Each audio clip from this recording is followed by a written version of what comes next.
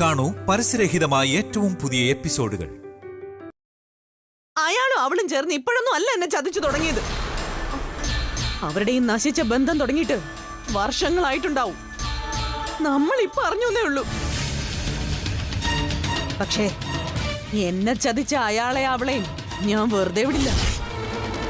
കൊല്ലും ഞാൻ. രണ്ടിനെയും ഞാൻ കൊല്ലും. ഇനി അതിന്റെ പേരിൽ ജയിൽ ശിക്ഷ അനുഭവിക്കേണ്ടി വന്നാലും അതും ഞാൻ അനുഭവിക്കും. വെറുതെ വിടില്ല അവരെ ഞാൻ. മാറങ്ങോട്ട്.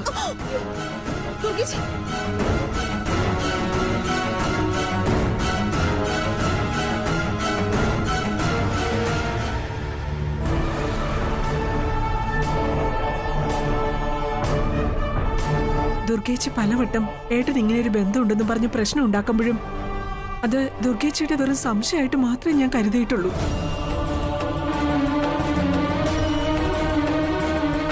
പക്ഷെ ഇപ്പോ ടിവിയിൽ ഇങ്ങനെ ഒരു ന്യൂസ് കൂടി വന്നപ്പോ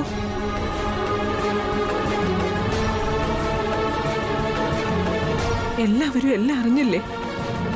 അതും എന്തൊക്കെ അവരുടെ ഭർത്താവ് ചാനലിൽ വന്നിരുന്ന് വിളിച്ചു പറയുന്നത്. ഏട്ടനെ സ്വന്തമാക്കാൻ വേണ്ടി അവളും ഏട്ടനും കൂടി അയാളും മരിച്ചു എന്ന് രേഖയുണ്ടാക്കിയത്രേ. ഇതൊക്കെ ശരിയാണോ ഏട്ടാ? അതിലൊന്നും ഒരു വാസ്തവം ഇല്ലെന്ന് ഞാൻ അമ്മയോട് എത്ര പ്രാവശ്യം പറഞ്ഞതാ. ലേഖാന്റിയോട് അയാൾക്കുള്ള വിരോധം അയാൾ ഇങ്ങനെ തരം താഴ്ന്ന രീതിയിൽ തീർക്കുന്നു. അതിലേക്ക് മാമനെയും കൂടി വലിച്ചഴിച്ചു. സത്യം അതാണ് പ്രിയ. പ്രസയും ലേഖ മാഡവും SP കണ്ടത് ബോധ്യപ്പെടുത്തിയപ്പോൾ അദ്ദേഹവും അത് അംഗീകരിച്ചതാണല്ലോ. TV ന്യൂസിൽ SP സംസാരിക്കുന്നത് ഞാനും കണ്ടു. പക്ഷെ ദുർഗേച്ചി ലേഖയോട് 1-2 ചോദ്യങ്ങൾ അന്നേരം ചോദിച്ചല്ലോ. അപ്പൊ എന്താ അവർക്ക് അതിന് കൃത്യമായ ഉത്തരം ഇല്ലാതായി പോയത്? അവരെന്താ ഒന്നും മിണ്ടാതെ നിന്നത്? പ്രസയും ലേഖ മാഡവും പണ്ട് മുതൽക്കേ സുഹൃത്തുക്കളാണ്. ഇപ്പോൾ ഒരേ മേഖലയിൽ പ്രവർത്തിക്കുന്നവരും. അങ്ങനെയുള്ളവർ തമ്മിൽ ഫോണിൽ സംസാരിക്കുന്നതിൽ എന്താ തെറ്റ്? നോർമൽ സംസാരമാണെങ്കിൽ കുഴപ്പമൊന്നുമില്ല. എങ്കിൽ ആ സത്യം അവർക്കപ്പോ തുറന്നു പറയായിരുന്നല്ലോ.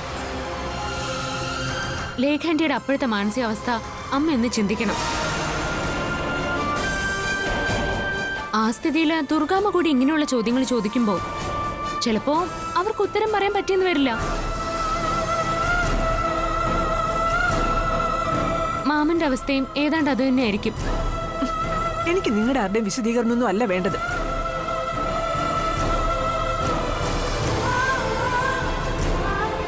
എനിക്കറിയേണ്ടത് ഏട്ടന്റെ മറുപടിയാ. ഏട്ടൻ എന്താ ഒന്നും മിണ്ടാത്തത്? ഞാൻ കേട്ടതും ടിവിയിൽ കണ്ടതും ഒന്നും സത്യമല്ലാന്ന് ഏട്ടനൊന്നും പറയും.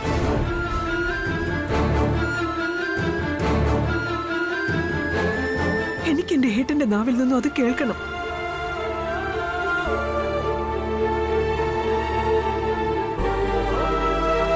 പറയട്ടെ, ഞാൻ കേട്ടതിൽ എന്തെങ്കിലും വാസ്തവമുണ്ടോ?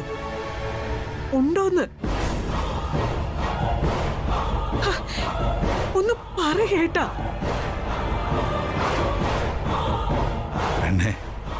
ഞാൻ അതിര് വിട്ടെന്തെങ്കിലും ചെയ്യുമെന്ന് നിനക്ക് തോന്നുന്നുണ്ടോ? ഏട്ടന്റെ നാവിൽ നിന്ന് എനിക്ക് ഇനിയും അതല്ല കേൾക്കേണ്ടത്.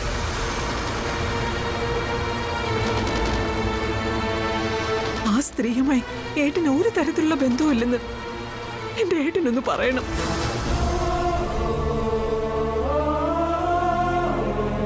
അതാ എനിക്ക് കേൾക്കേണ്ടത്. ഏട്ടൻ അവരുമായി ഒരു തരത്തിലുള്ള ബന്ധമില്ലെന്ന് പറയും. നിന്റെ ഏട്ടനെ നിനക്ക് ഇനിയും വിശ്വാസമില്ലെങ്കിൽ വിട്ടേക്ക്.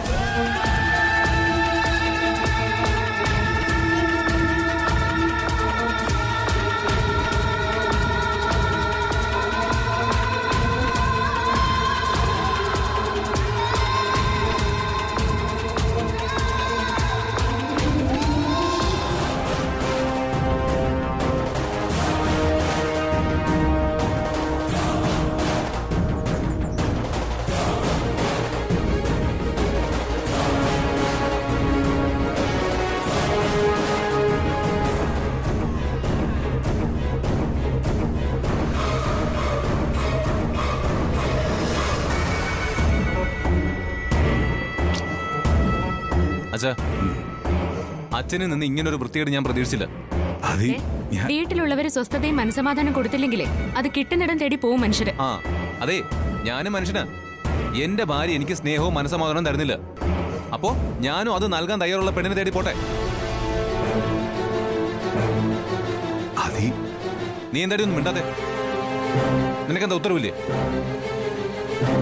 ഞാനും വേറെ ഏതെങ്കിലും ഒരുത്തി തേടി പോട്ടേന്ന്. എനിക്ക് നിങ്ങളുമായിട്ട് ഇപ്പൊ ഒരു ബന്ധവുമില്ല. അപ്പൊ നിങ്ങൾക്കും എന്ത് വേണേലും ആവാലോ. എടി, നിനക്ക് അഹങ്കാരമാ. അതുകൊണ്ടാണ് യാഥാർത്ഥ്യങ്ങൾ നിന്നെ ബോധ്യപ്പെടുത്തിയിട്ടും നിനക്കത് ഉൾക്കൊള്ളാനാവാത്തത്. ഞാനത് ഉൾക്കൊള്ളില്ല. നീ മറ്റെല്ലാവരോടും ക്ഷമിച്ചല്ലോ. എല്ലാവരോടും നീ പഴയതുപോലെ പെരുമാറാനും തുടങ്ങിയല്ലോ. പിന്നെ എന്തുകൊണ്ട് നീ എന്നോട് മാത്രം ഈ വിരോധം കാണിക്കുന്നു? എന്നോട് ക്ഷമിക്കാൻ നിനക്ക് എന്താ എത്ര പ്രയാസം? നിന്നോട് ഞാൻ ക്ഷമിക്കില്ല. ഈ ജന്മം ഞാൻ ക്ഷമിക്കില്ല. അതിനുള്ള കാരണോ ഞാൻ ചോദിച്ചേ? അത് ഞാൻ നിന്നോട് എത്ര വട്ടം പറയണം? നിന്നോട് ഞാൻ ഇന്നേ വരെ ഒന്നും മറച്ചു വെച്ചിട്ടില്ല. എന്നിട്ടും സത്യങ്ങൾ മുഴുവൻ അറിയാമായിരുന്ന നീ മനഃപൂർവ്വം എന്നിൽ നിന്ന് അത് മറച്ചു വെച്ചു. അപ്പൊ നീ എന്നോട് കാണിച്ചത് വിശ്വാസവഞ്ചനയല്ലേ? ആ വിശ്വാസവഞ്ചന ഞാൻ പൊറുക്കണോ? മോളെ തുളസി, ഒന്ന് നിർത്ത്. ഞാൻ പറയുന്നത് കേക്ക്. ഇവനോടുള്ള പിണക്ക് നീ അവസാനിപ്പിക്കണം. ഇവനോട് നീ ക്ഷമിക്കേ. അച്ഛൻ ഇതിൽ ഇടപെടണ്ട. അച്ഛൻ ഇടപെടുന്നതേ എനിക്കിഷ്ടമല്ല. അച്ഛനെ അതിനുള്ള യോഗ്യതയില്ല. അതെ, അച്ഛൻ അതിനുള്ള യോഗ്യതയില്ലെന്ന് നീയാണോ നിശ്ചയിക്കുന്നത്? എന്റെ അച്ഛനാ ഇത്. അച്ഛൻ ഇടപെടും. ഓ, നിങ്ങളിപ്പോ അച്ഛനും മോളും ആയല്ലോ. അതേടാ, ഞങ്ങൾ അച്ഛനും മോളും തന്നെയാ. അത് നിഷേധിക്കാൻ നിനക്കാവോ? ഇതെന്റെ അച്ഛനാണെന്ന് എന്നെക്കാൾ മുമ്പേ അറിഞ്ഞവനല്ലേ നീ? എന്നിട്ട് നീ അത് മറച്ചു വെച്ചു. അതാ എനിക്ക് നിന്നോടുള്ള ദേഷ്യം. അത് മാറ്റാൻ ഇനി നീ എത്ര ശ്രമിച്ചാലും അത് മാറില്ല. എന്റെ പൊന്നു മോളെ, ഒന്ന് നിർത്ത്. ഞാൻ നിർത്തി. എന്റെ കാര്യങ്ങളിൽ ഇനി ഇവൻ ഇടപെടരുത്. പറഞ്ഞത് കേട്ടല്ലോ. നിന്റെ ഒരു അഭിപ്രായം എനിക്കിനി കേൾക്കണ്ട. നിനക്ക് വേറെ പെണ്ണിനെ തേടി പോകണമെങ്കിൽ അത് നിന്റെ ഇഷ്ടമാ. നിനക്ക് നിന്റെ ഇഷ്ടം പോലെ ആവാം. ഞാൻ അച്ഛനെ അമ്മയൊന്ന് കണ്ടിട്ട് വരാം.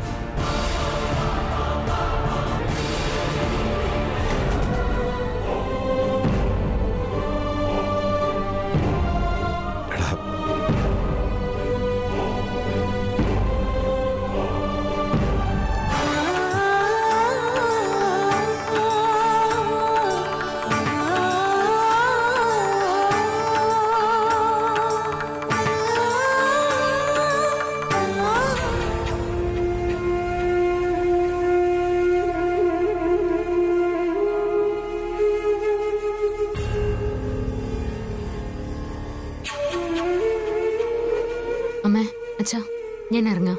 പോയിട്ട് വരാം. പ്രസയും ആദ്യം അവര് പുറത്തുണ്ട്. ഏട്ടൻ ദേവമംഗലത്തേക്ക് തന്നെയാണോ പോകുന്നത്? അതറിയില്ല. അല്ല, അച്ഛൻ എന്തിനു ദേവമംഗലത്തേക്ക് വരാതിരിക്കണം? അവിടെ നിന്ന് ഒളിച്ചോട്ടേണ്ട കാര്യം അച്ഛനില്ലല്ലോ. ഇനി അച്ഛൻ വരാൻ മടിക്കുകയാണെങ്കിൽ ഞാൻ അച്ഛനെ നിർബന്ധിച്ച് കൂട്ടിക്കൊണ്ടു പോകും. എന്നാ ഞാൻ പോയിട്ട് വരാം. മോളെ, എന്നോടും ജയേട്ടനോടുള്ള നിന്റെ പിണക്കം മാറിയെന്ന് നീ പറഞ്ഞില്ലേ? അത് മനസ്സിൽ തട്ടിയിട്ട് തന്നെയാണോ മോളെ? എന്നെ എല്ലാവരും ചേർന്ന് പറ്റിച്ചാലും ഞാൻ ആരെയും പറ്റിക്കില്ല. ഞാൻ പറഞ്ഞത് സത്യം തന്നെയാ. എനിക്കിപ്പോ അച്ഛനോടും അമ്മയോടും ഒരു പിണക്കമില്ല. നിങ്ങളോടൊന്നും പിണങ്ങരുതെന്ന് എന്നെ ഉപദേശിച്ച് എന്റെ മനസ്സിനെ മാറ്റിയെടുത്തത് ലേഖാന്റിയാ. സാഹചര്യ നിങ്ങൾ എന്റെ മുന്നിൽ തെറ്റുകാരാക്കിയതെന്ന് എനിക്ക് ബോധ്യപ്പെട്ടു. ഇത് നിങ്ങളായിട്ട് തന്നെ തുറന്നു പറഞ്ഞിരുന്നെങ്കിൽ ഇതിനു മുമ്പേ തന്നെ ഞാൻ നിങ്ങളോട് ക്ഷമിക്കുമായിരുന്നു. പക്ഷെ നിങ്ങളത് പറഞ്ഞില്ല. നിങ്ങൾ എന്നെക്കുറിച്ച് സംസാരിക്കുന്നത് ഞാൻ യാദൃശികമായി കേൾക്കുകയായിരുന്നു. അപ്പൊ ഞാൻ ഷോക്ക്ഡായിപ്പോയി. ഞാൻ വിശ്വസിക്കുന്നവർ, ഞാൻ ജീവനെ പോലെ സ്നേഹിക്കുന്നവർ എന്നിൽ നിന്നും ഒരു വലിയ സത്യം മറച്ചു വെച്ചിരിക്കുന്നുവെന്ന് ഞാൻ ഒരിക്കലും പ്രതീക്ഷിക്കാത്ത കാര്യ. അതാ അന്ന് നിങ്ങളിൽ നിന്നുണ്ടായത്. മാമനോ അച്ഛനോ അമ്മയോ ആദ്യോ എന്റെ മുമ്പിൽ ഇത്രയും അഭിനയിക്കുകയാണെന്നോ കള്ളം മറച്ചു വെച്ചിരിക്കുകയാണെന്നോ ഞാൻ സ്വപ്നത്തിൽ പോലും കരുതിയിരുന്നില്ല. ഒരിക്കലും നിങ്ങളിൽ നിന്നും എക്സ്പെക്ട് ചെയ്യാത്തൊരു അനുഭവം ഉണ്ടായപ്പോ എനിക്കത് താങ്ങാനായില്ല. നിങ്ങൾ എല്ലാവരും ചേർന്ന് ചതിക്കുകയാണെന്ന് എനിക്ക് തോന്നിപ്പോയി.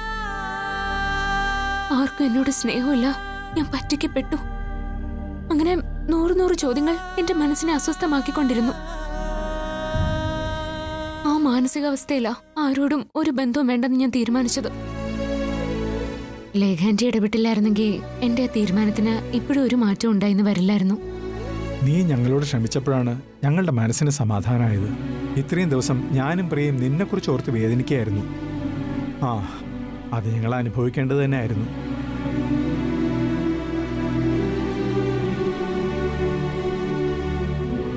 ഇനി എന്റെ മോള് സങ്കടപ്പെടരുത്.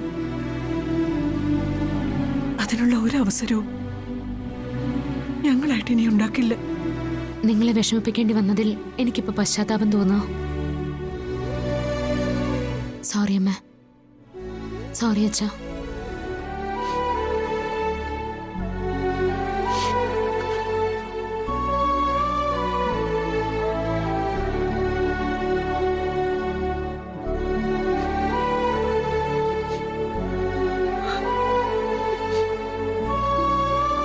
കഴിഞ്ഞതൊക്കെ ഒരു ദുസ്വപ്നം പോലെ നമുക്ക് മറക്കാം മോളെ.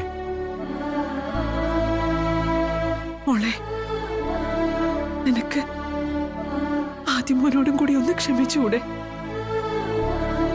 അതിന് മാത്രം എന്നെ നിർബന്ധിക്കരുത്. ഞാൻ ക്ഷമിക്കില്ല.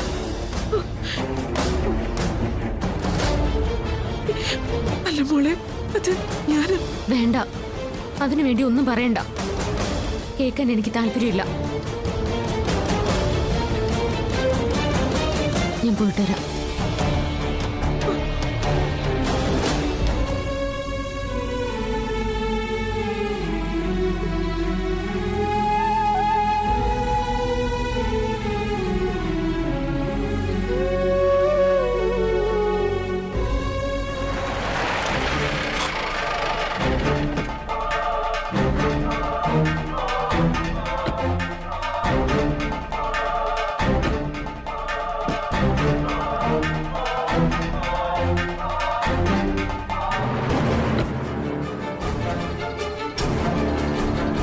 സാർ വന്നോ?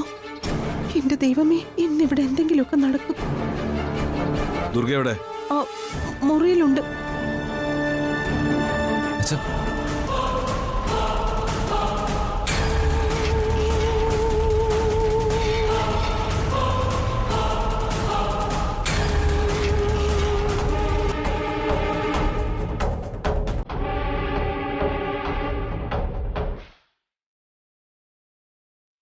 Ready?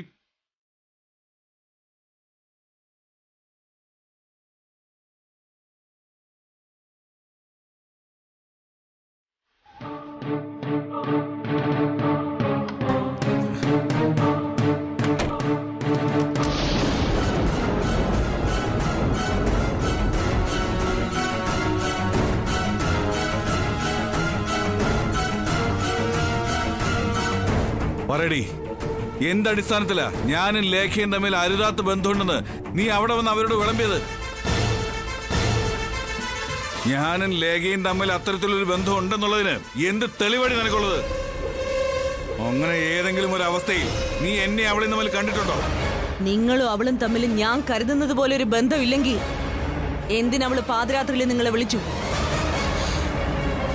വിളിച്ചത് ആരാണെന്ന് ഞാൻ ചോദിച്ചപ്പോ അതൊരു പരാതിക്കാരിയാണെന്ന് നിങ്ങൾ എന്തിനോട് കള്ളം പറഞ്ഞു?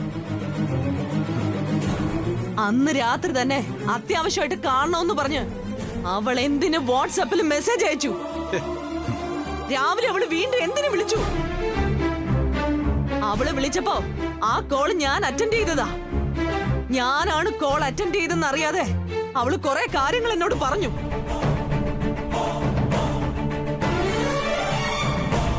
അതിൽ നിന്നൊക്കെ നിങ്ങൾ തമ്മിലുള്ള ബന്ധത്തിന്റെ ആഴമൊക്കെ എനിക്ക് മനസ്സിലായി. ഇത്രയൊക്കെ തെളിവ് മതി നിങ്ങളും അവളും തമ്മിൽ അരുതാത്ത ബന്ധമുണ്ടെന്ന് എനിക്ക് സ്ഥാപിക്കാൻ. നിനക്കിത് എന്തിന്റെ ഭ്രാന്താടി? വാട്സപ്പിൽ ഒരു വോയിസ് മെസ്സേജ് കേട്ടതിനാണോ അവിഹിതം എന്ന് പറയുന്നത്? ഫോണിൽ സംസാരിക്കുന്നതാണോ വഴിവിട്ട ബന്ധം എന്ന് പറയുന്നത്? ഇങ്ങനെ ഇടുങ്ങിയ മനസ്സോടുകൂടി ചിന്തിക്കരുത് ദുർഗെ.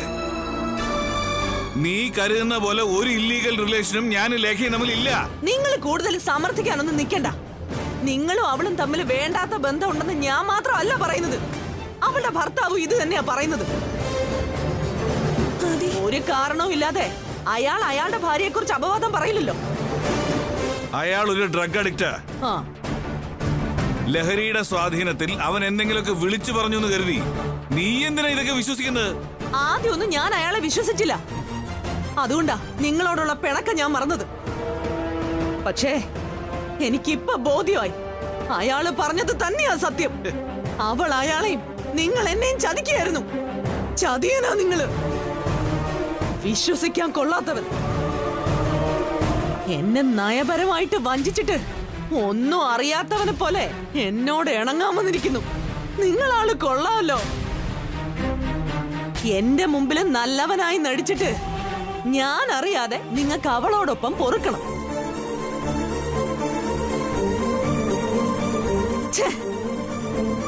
നിങ്ങളെ കുറിച്ച് ആലോചിക്കുമ്പോഴേ എനിക്ക് അറപ്പും വെറുപ്പും തോന്നുക. ആണുങ്ങൾക്ക് തന്നെ അപമാനമാ നിങ്ങള്.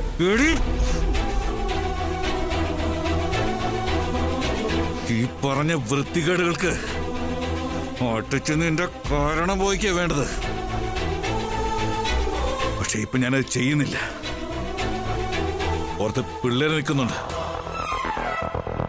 അതുകൊണ്ട് നിന്നെ പോലെ ഇത്രയ്ക്ക് തരം താഴാൻ എന്നെ കൊണ്ട് പറ്റില്ല. അല്ല, ഇത് ആരായി പറയുന്നേ? താലി കെട്ടിയ ഭാര്യ ജീവനോടെ ഇരിക്കുമ്പോ കണ്ട പെണ്ണിനോടൊപ്പം കുടുംബം നടത്താൻ പോയ നിങ്ങളാണോ ഈ പറയുന്നേ? മകന്റെ കല്യാണം കഴിഞ്ഞ് അവനൊരു കുഞ്ഞുണ്ടാവാൻ പോകുന്നു, അതുപോലും ചിന്തിക്കാതെ രഹസ്യബന്ധം വെച്ച് പുലർത്തുന്ന നിങ്ങളാണോ മാന്യനാവുന്നത്? മര്യാദക്ക് നീ നിന്റെ വായടക്ക്. ഇല്ലെങ്കിൽ നിങ്ങൾ എന്നെ എന്ത് ചെയ്യും? കൊല്ലോ നിങ്ങൾ എന്നെ? കൊല്ലണോ? ഇങ്ങനെ മാനം കെട്ടി ജീവിക്കുന്നതിനേക്കാൾ നല്ലത് നിങ്ങളുടെ കൈകൊണ്ട് ചാവുന്നതാ. കൊല്ലടോ, കൊല്ലാൻ. കൈവിട. എന്നെ കൊല്ലാൻ. എന്താ കൊല്ലുന്നില്ലേ? കൊല്ല്. നിങ്ങളോട് കൊല്ലാനാ പറഞ്ഞത്.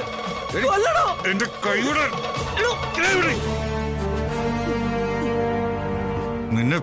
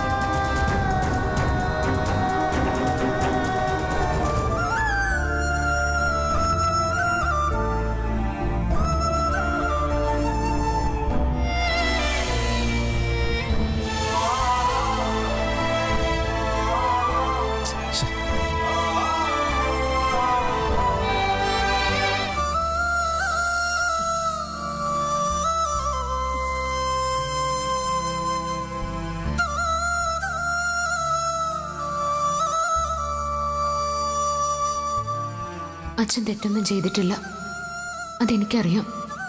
പക്ഷേ ദുർഗാമ്മ അതെങ്ങനെ ബോധ്യപ്പെടുത്തും? അച്ഛൻ നിരപരാധിയാണെന്ന് ദുർഗാമ്മ തിരിച്ചറിഞ്ഞ അവർ തമ്മിലുള്ള വഴക്ക് അവസാനിച്ചാലോ?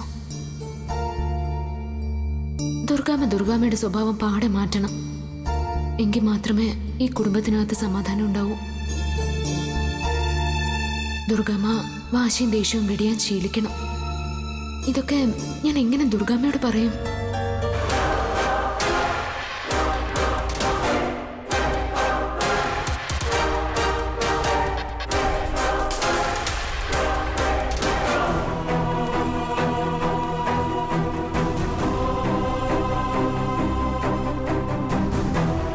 ദേവമംഗലം ഇങ്ങനെ ആയിരുന്നില്ല.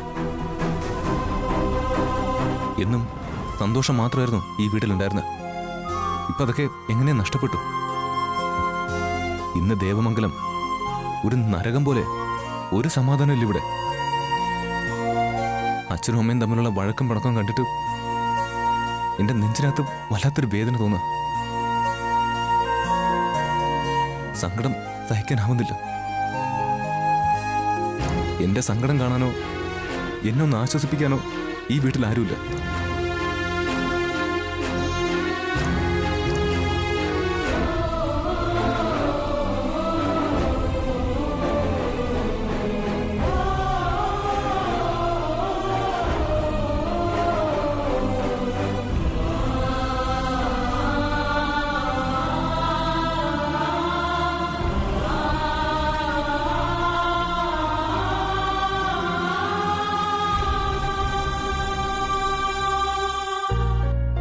എന്നാലും ഏട്ടൻ ഇങ്ങനൊരു ബന്ധത്തിൽ ചെന്ന് ചാടിയല്ലോ. അറിവും പ്രാപ്തിയുള്ള ഒരാൾക്ക് ഇങ്ങനെയൊക്കെ സംഭവിക്കാൻ പാടുണ്ടോ? അതും മോളുടെ വിവാഹവും കഴിഞ്ഞ് അവളൊരു കുഞ്ഞിന്റെ അമ്മയാകാൻ പോകുന്ന ഈ നേരത്ത്. ഈ പ്രായത്തിൽ ഏട്ടൻ മറ്റൊരു സ്ത്രീയുമായി ബന്ധത്തിലാവാന്ന് വെച്ച മഹാമോശോ, മര്യാദ കേടാ. നീ എന്തൊക്കെയാ പ്രിയ പറയുന്നേ? ലേഖ മാഡവുമായി പ്രസയ്ക്ക് എന്ത് ബന്ധമുണ്ടെന്നാ നീ വിചാരിക്കുന്നേ? അവര് തമ്മിൽ അതിരി വിട്ട ഒരു ബന്ധവുമില്ലെന്ന് പ്രസ തന്നെ പറഞ്ഞതല്ലേ?